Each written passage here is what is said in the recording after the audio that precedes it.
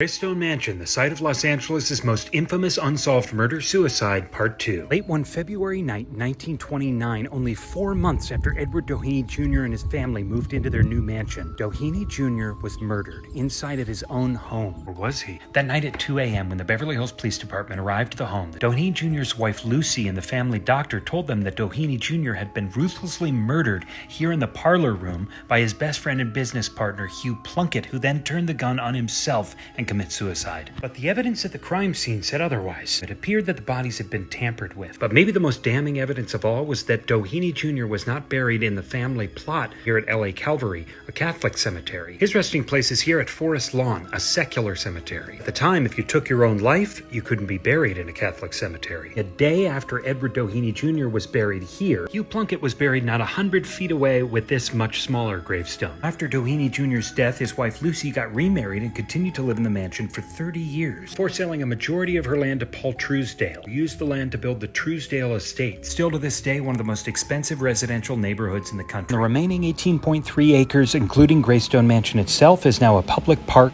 and popular film location. The park is open every day to the public, and yes, you can look in the very window of the parlor room where it all happened late that February night in 1929. It's still there, and it's still as big a mystery as it ever was.